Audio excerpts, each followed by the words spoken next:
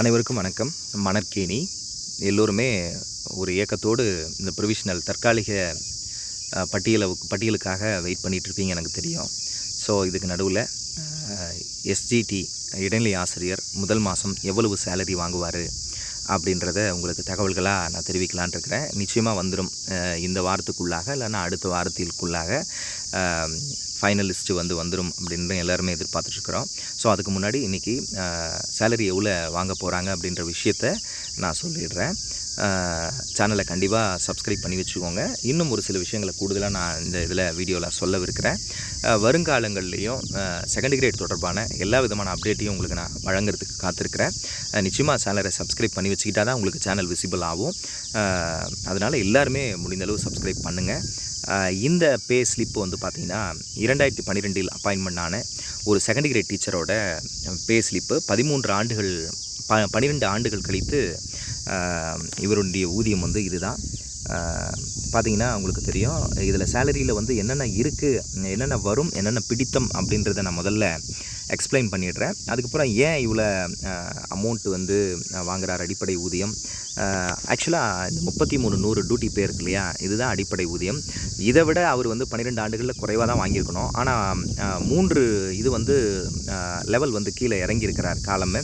அது ஏன் அப்படின்றதுக்கான காரணத்தையும் நான் சொல்கிறேன். இப்போ என்னென்ன இருக்குது அப்படின்றத பார்த்துடலாம். முதல்ல அடிப்படை ஊதியம் பேசிக்னு சொல்லுவாங்க. அதே போல் அடுத்து டியர்னஸ் அலவன்ஸ்ன்னு சொல்லுவாங்க, டிஏ. மத்திய அரசு மாநில அரசு வருஷத்துக்கு 2 முறை அந்த விலைவாசிக்கு தகுந்தவாறு இதை மாற்றுவாங்க. ஒவ்வொரு பே கமிஷன் அப்பையும் இந்த டியர்னஸ் அலவன்ஸ் பே கமிஷன் தொடங்குவதற்கு முன்னாடி 0விலேருந்து தொடங்கும். பே கமிஷன் தொடங்குவதற்கு பார்த்திங்கன்னா 0விலேருந்து தொடங்கும். பே கமிஷன் பார்த்திங்கன்னா முடிஞ்ச பிற்பாடு அது 100 அடைஞ்சிரும். இதுதான் டியர்னஸ் அலவன்ஸு. ஓகேங்களா. அடுத்து பார்த்திங்கன்னா பர்சனல் பே. எந்த அரசு பணிக்கும் இல்லாத ஒரு பர்சனல் பே பார்த்திங்கன்னா செகண்ட் கிரேட் டீச்சர்ஸ்க்கு ஒரு 2000 வருது. அது ஏன் அப்படின்றதையும் நான் பின்னாடி சொல்கிறேன். ஏன்னா முதல்ல இந்த சேலரியை எக்ஸ்பிளைன் பண்ணிடுறேன் நான். அடுத்து பார்த்திங்கன்னா வீட்டு வாடகை படி, ஹவுஸ் ரெண்ட் அலவன்ஸ்ன்னு சொல்லுவோம். இது ஒவ்வொரு இடத்துக்கு தகுந்த மாதிரி மாறும். நகராட்சியாக இருந்தால் அதுக்கு தகுந்த மாதிரி, மாநகராட்சியாக இருந்தால் அதுக்கு தகுந்த மாதிரி, வில்லேஜாக இருந்தால் அதுக்கு தகுந்த மாதிரி.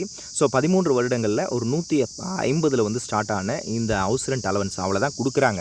150 ஸ்டார்ட் ஆன இந்த ஹவுஸ் ரெண்ட் அலவன்ஸ் பார்த்திங்கன்னா இப்போ இந்த 13 ஆண்டுகளில் பார்த்திங்கன்னா 500 தொற்றுக்குது அப்படின்னு சொல்லலாம். மெடிக்கல் அலவன்ஸ் பார்த்திங்கன்னா எல்லாருக்குமே காமன் தான். இது 300 ரூபா. ஸோ கிராஸ் டோட்டல் 12 ஆண்டுகள் பணிபுரிந்த ஒரு இடைநிலை ஆசிரியரினுடைய கிராஸ் அமௌண்ட் பார்த்திங்கன்னா 52,450. நீங்கள் எவ்வளோ வாங்குவீங்க அப்படின்றத நான் சொல்லிடுறேன். என்னென்ன பிடித்தம் இருக்குது அப்படின்னு நீங்கள் பார்த்தீங்கன்னா, NHIS நியூ ஹெல்த் இன்சூரன்ஸ் அப்படின்னு சொல்லுவாங்க. உங்களுக்கு நீங்கள் பணிக்கு வந்த உடனே அதுக்கு ஒரு கார்டு கொடுத்துருவாங்க.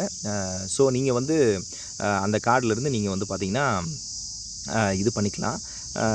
நியூ ஹெல்த் இன்சூரன்ஸ் அதுதான். இது ரெண்டுமே சேர்ந்து கிட்டத்தட்ட 300 ரூபா உங்களுக்கு பிடித்தம் செய்கிறாங்க. அடுத்து குடும்ப நல நிதி அப்படின்னு சொல்லுவாங்க. ஃபேமிலி பெனிஃபிட் ஃபண்டு அது 110 ரூபா.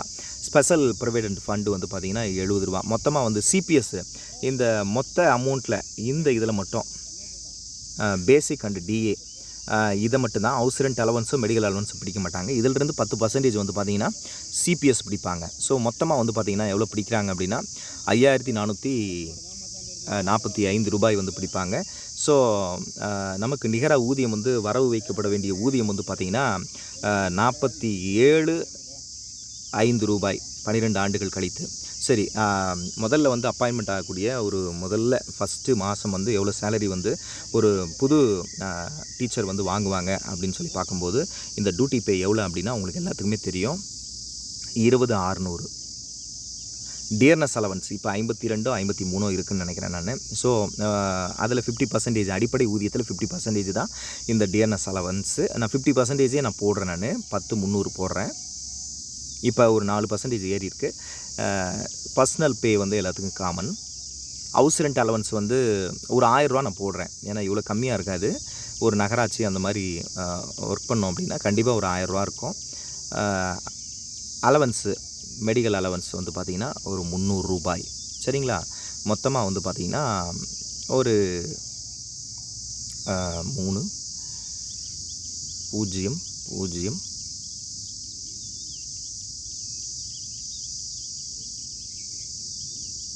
மாதம் உங்களோட கிராஸ் வந்து பார்த்திங்கன்னா ஒரு 34 ரூபா வரைக்கும் உங்களுக்கு வந்து கிடைக்கிறதுக்கான வாய்ப்புகள் வந்து இருக்குது. சிபிஎஸ் வந்து பார்த்திங்கன்னா அதில் 10% வந்து சிபிஎஸ் வந்து பிடிச்சிருவாங்க. ஒரு 3000 ரூபாய் இல்லைனா ஒரு 3500 ரூபாய் பிடிச்சிருவாங்க. ஸோ நிச்சயமாக அவங்களுக்கு வந்து ஒரு 31 ரூபாய் 31,000 கிடைப்பதற்கான வாய்ப்புகள் வந்து மாதம் வந்து இருக்குது. சரி, இப்போ ஒவ்வொரு வருஷமும் இன்க்ரிமெண்ட் வந்து எப்படி ஆகும் அப்படின்னா, இப்போ வந்து நம்ம வந்து பார்த்திங்கன்னா செகண்ட் கிரேட் டீச்சர்ஸ் வந்து லெவல் 10 வந்து இருக்கிறோம். லெவல் 10 வந்து இருக்கிறோம். இதுதான் பே. ஆனால் ஒரு பிடி பட்டதாரி ஆசிரியர் வந்து எதில் இருக்காருன்னா லெவல் 16 இருக்கார். லெவல் 16 இருக்கார். சரி, ஒவ்வொரு வருஷமும் இன்க்ரிமெண்ட் எப்படி அதிகமாகும் அப்படின்னா, இந்த பேசிக்கில் 3% வந்து பார்த்திங்கன்னா ஒவ்வொரு வருஷமும் வந்து பார்த்திங்கன்னா இன்க்ரீஸ் ஆகிறதுக்கான வாய்ப்புகள் வந்து இருக்குது. ஒவ்வொரு வருஷமும் கம்பல்சரி இன்க்ரீஸ் ஆகும். அது வந்து ஒரு 1000 ரூபாய் அதிகபட்சமாக. இப்போ நீங்கள் அப்பாயின்மெண்ட் ஆகிறீங்கன்னா நியூ அப்பாயின்மெண்ட்டு உங்களுக்கான பேசிக் வந்து பார்த்திங்கன்னா ஒரு 700லேருந்து 800 ரூபா வரைக்கும் அதிகமாகும் மாதம். அது இல்லாமல் வந்து டிஏ. ஸோ ஒரு 2000 ரூபாய் இல்லைனா 2500 ரூபாய் ஒவ்வொரு வருஷமும் வந்து உங்களுக்கு அதிகமாகிறதுக்கு வாய்ப்பு இருக்குது. ஒவ்வொரு வருஷமும் போகும்போது பேசிக் அதிகமாக அந்த மாற்றம் வந்து அதிகமாகிட்டே இருக்கும். சரிங்களா? இப்போ வந்து பார்த்திங்கன்னா இந்த பேசிக் வந்து 12 ஆண்டுகளில் வந்து பிடி ஸ்கேலில் கூட இவர் தொடலை. பிடி ஸ்கேலுன்றது வந்து பார்த்திங்கன்னா 36,400. ஒரு பிடி அப்பாயின்மெண்ட் ஆனால் அவருடைய பேசிக் பே வந்து 36,400. 12 ஆண்டுகளாயும் செகண்ட் கிரேட் டீச்சர் வந்து 33,100 தான் வந்து தொற்றுக்கிறார். அப்படின்னும் போது என்ன நடந்தது அப்படின்னா 6th பே கமிஷன் இப்போ நடந்துட்டுருக்கிறது வந்து 7th பே கமிஷன். அந்த 6th பே கமிஷனில் வந்து பார்த்திங்கன்னா ஒரு செகண்ட் கிரேடுக்கும் பிடிக்கும் வந்து சம்பளம் வந்து அதுக்கு முன்னாடி 500 ரூபா தான் டிஃப்ரெண்ட் இருந்தது. ஒரு பிடிக்கும் பிஜிக்கும் வந்து உள்ள சம்பள டிஃப்ரெண்ட் வந்து பார்த்திங்கன்னா 1000 ரூபா தான் இருந்தது. ஆனால் இந்த 6th பே கமிஷனில் இடைநிலை ஆசிரியர்களுக்கு மிகப்பெரிய ஒரு அநீதி இழைக்கப்பட்டிருக்குது. ஒரு 10th குவாலிஃபிகேஷனுக்கு ஆன ஊதியம் தான் வந்து இப்போ கொடுக்கப்பட்டிருக்குது. ஒரு ஜேஏ, ஒரு ஜூனியர் அசிஸ்டண்ட்டு, ஒரு அமைச்சு பணியாளருக்கு வந்து என்ன ஊதியம் வந்து கொடுக்குறாங்களோ அந்த ஊதியம் தான் ஒரு +2 முடிச்சுட்டு டிப்ளமோ கேடரில் இருக்கக்கூடிய ஒரு செகண்ட் கிரேட் டீச்சர்ஸ்க்கு வந்து இப்போ கொடுத்துட்டு வராங்க. அப்படின்றது ஒரு மிகப்பெரிய ஒரு அநீதியை பார்க்கப்படுது. அரசாங்கம் 2 அரசாங்கங்களுமே இதை வந்து ஒத்துக்கிட்டாங்க. ஸோ தொழிற்கல்வி படித்த எல்லாருக்குமே ஒரு ஐடிஐயாக இருக்கட்டும், ஒரு டிப்ளமோ இன் ஃபார்மசி ஆகட்டும், எல்லாத்துக்குமே வந்து பார்த்திங்கன்னா என்ன ஸ்கேல் கொடுத்துருக்காங்க அப்படின்னா 35,400 கொடுத்துருக்குறாங்க. ஆனால் செகண்ட் கிரேடுக்கு 20,600 தான் கொடுத்துருக்குறாங்க. 10ஆம் வகுப்பு குவாலிஃபிகேஷனில் ஒருத்தர் வந்து அப்பாயின்மெண்ட் ஆனால் என்ன ஸ்கேலோ அதுதான் வந்து கொடுத்துருக்குறாங்க. 19 சில்லரை வந்து குரூப் 4க்கும் மற்ற கேட்டகரிஸ்க்கு வந்து பார்த்திங்கன்னா குரூப் 2A அந்த மாதிரி கேட்டகரிஸ்க்கு வந்து பார்த்திங்கன்னா 20,600 வந்து கொடுத்துருப்பாங்க. அந்த ஸ்கேலை தான் கொடுத்துருக்காங்க. ஆனால் டிப்ளமோக்கு வந்து முறையாக வழங்கப்பட வேண்டிய ஊதியம் வந்து 35,400. இதுதான் வந்து ஸ்கேலாக வந்து நிர்ணயிக்கப்பட்டிருக்கும். ஆனால் அரசு வந்து குழு அமைச்சிருக்கிறாங்க. மிகப்பெரிய போராட்டங்களெல்லாம் தமிழ்நாட்டில் வந்து நடந்திருக்குது. தொடக்க கல்வித்துறையில் மிகப்பெரிய மாற்றங்கள் எல்லாம் வந்து இப்போ உருவாகியிருக்கு. நீங்கள் வர்ற நேரம் ரொம்ப நல்ல நேரமாக நான் வந்து பார்க்குறேன். 3 விஷயங்கள் வந்து உங்களுக்கு வந்து மிக சிறப்பாக நடக்க போகுது. 3 முத்தாய்ப்பான விஷயங்கள் நடக்க போகுது. முதல் விஷயமே வந்து பார்த்திங்கன்னா இந்த ஊதிய மாற்றம் நடக்கிறதுக்கான நிறைய வாய்ப்புகள் வந்து இருக்குது. நீங்கள் வர்ற நேரம், நீங்கள் காலடி எடுத்து வைக்கிற நேரம். அரசு தற்போது இருக்கிற அந்த திராவிட அரசு வந்து இவங்க செய்யாமல் வேறு யாருமே வந்து செய்ய முடியாது அப்படின்ற நிலைமையில தான் இருக்குது. ஏன்னா ஆசிரியர்கள் மீது மிகுந்த அக்கறையும் கரிசனமும் கொண்ட அரசாக இந்த அரசு எப்பொழுதுமே இருந்திருக்கு. இனிமேலும் இருக்கும். 4 ஆண்டுகள் போயிடுச்சு. இருந்தாலும் தேர்தல் அறிக்கையில் வந்து இடைநிலை ஆசிரியர்களுக்கு நாங்கள் இந்த சமவேளைக்கு சம ஊதியம் கொடுப்போம் அப்படின்ற ஒரு வாக்குறுதியை வந்து கொடுத்துருக்கிறதுனால அந்த வாக்குறுதியை நோக்கி அவர்கள் மெல்ல நகர்ந்து கொண்டிருக்கிறாங்க. தொடக்க கல்வித்துறையில் ஒரு மிகப்பெரிய இயக்கமாக இருக்கக்கூடிய SST state seniority teachers association அவங்க வந்து பார்த்திங்கன்னா முழுக்க டெட் ஆசிரியர்களை மட்டுமே வச்சு இயக்கத்தை வந்து ரன் பண்ணிட்டு இருக்கிறாங்க. அவங்களுடைய நோக்கமே வந்து பார்த்திங்கன்னா இந்த ஊதியத்தை அரசாங்கம் எப்படியாவது வந்து பெற்றுவிட வேண்டும் அப்படின்ற ஒரு நோக்கத்தில் வந்து தொடர்ந்து களமாடிட்டு வராங்க. ஜே ராபர்ட் அந்த இயக்கத்தினுடைய பொதுச் செயலாளர் நிச்சயமாக அவர் பெற்று தருவார். அரசாங்கமும் கொடுத்து விடும் அப்படின்னு தான் வந்து நம்பப்படுது. அதனால் மிக விரைவில் வந்து ஊதிய மாற்றம் நடக்கலாம். அதுக்கான குழு வந்து அமைச்சிருக்கிறாங்க. இந்த ஊதிய மாற்றத்தை வந்து செய்வதற்கான குழுவை வந்து 3 நபர் குழுவை வந்து அமைச்சிருக்கிறாங்க. அந்த குழு நிச்சயமாக ஏதாவது ஒன்று செய்யும் இடைநிலை ஆசிரியர்களுக்கு அப்படின்னு சொல்கிறாங்க.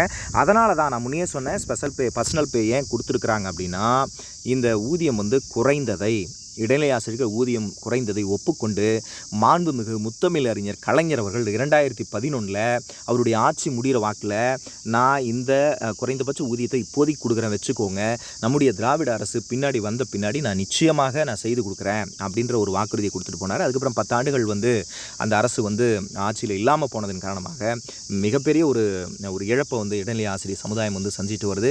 இன்றைக்கி பிடி அண்டு செகண்ட் கிரேட் 2 பேருக்குமான வித்தியாசம் 500 இருந்தது, இப்போ கிட்டத்தட்ட 20,000 நோக்கி போகுது.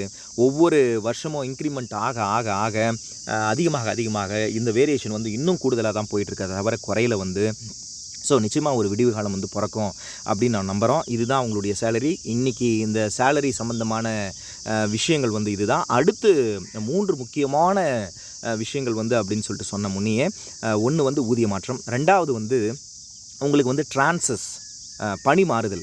வேறு எந்த டிபார்ட்மெண்ட்லேயும் இல்லாத மிகப்பெரிய ஒரு சிறப்பு பள்ளிக்கல்வித்துறைக்கு இருக்குது, நம்முடைய தொடக்கக்கல்வித்துறைக்கு இருக்குது. அது என்னென்னா வருடம் தொடர்ந்து பணி மாறுதல் கலந்தாய்வு நடக்குது. இது பார்த்திங்கன்னா யாருக்கு மிகப்பெரிய அளவில் பலன் அப்படின்னு சொன்னீங்கன்னா, வட மாவட்டங்கள் இருக்கக்கூடிய ஆசிரியர்களுக்கு மிகப்பெரிய ஒரு பலனாக இருக்குது. ஏன் தென் மாவட்டங்கள் அப்படின்னா, தென் மாவட்டங்களில் எந்த துறையிலுமே எந்த அரசு பணியிலுமே காலி பணியிடங்கள் இப்போதைக்கு இல்லை அப்படின்றது தான் நிதர்சனமான உண்மை. அதே மாதிரி தான் ஒரு தென் மாவட்டத்தை சார்ந்த ஒரு ஆசிரியர் வட மாவட்டங்கள் அப்பாயின்மெண்ட் ஆகும்போது சில ஆண்டுகள் கிட்டத்தட்ட ஒரு 10 ஆண்டுகள் கூட காத்திருக்க வேண்டிய நிலைமை இருக்குது.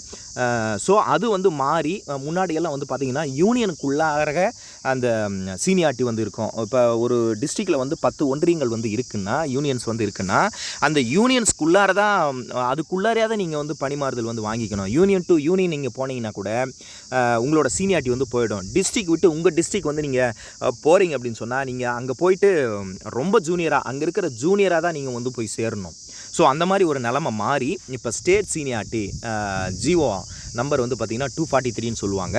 அதன்படி ஸ்டேட் சீனியாரிட்டி நீங்கள் எங்கேனாலும் உங்கள் சீனியாரிட்டியோட தமிழகம் முழுக்க நீங்கள் போய்க்கலாம் அப்படின்ற ஒரு நடைமுறை இப்போ வந்திருக்கு. அதுவும் உங்களுக்கு ஒரு மிகப்பெரிய ஒரு மாற்றம்.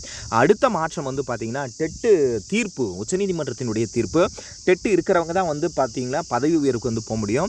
SGT2 HM ஆகட்டும், SGT2 BT ஆகட்டும், BT2 ஹைஸ்கூல் ஹெட்மாஸ்டர் ஆகட்டும், இது எல்லாத்துக்குமே டெட்டு கம்பல்சரி அப்படின்றத கொண்டு வந்துருவாங்க. இந்த தீர்ப்பு கண்டிப்பாக வரும். ஸோ இந்த 3 முத்தாய்ப்பான விஷயங்கள் நீங்கள் வரும்போது நடக்குது. ஸோ 13 ஆண்டுகள் 2012லிருந்து இடைநிலை ஆசிரியர்களாகவே 13 ஆண்டுகள் இருந்தார்கள், எந்த மாற்றமும் இல்லாமல். ஆனால் நீங்கள் ஒரு 5-6 வருடங்களில் உங்கள் வாழ்வில் மிகப்பெரிய ஒரு மாற்றத்தை நீங்கள் சந்திக்க காத்திருக்கிறீங்க, சந்திக்க போகிறீங்க அப்படின்ற ஒரு நல்ல தகவல்களை நான் சொல்கிறேன். நிச்சயமாக காத்திருங்க. இதுதான் உங்களுடைய சேலரி. நம்மளோட சேனலோடு இணைந்திருங்க, சப்ஸ்கிரைப் பண்ணி வச்சுக்கோங்க. வரும் காலங்களில் இந்த பணியினுடைய தன்மை, அடுத்த வீடியோவில் இந்த பணியினுடைய தன்மை எப்படி இருக்குது, என்ன சவால்கள் இருக்குது அப்படின்றதெல்லாம் நான் அப்டேட் பண்ணுறேன். Thank you so much. கண்டிப்பாக சப்ஸ்கிரைப் பண்ணி வச்சுக்கோங்க. தேங்க்யூ.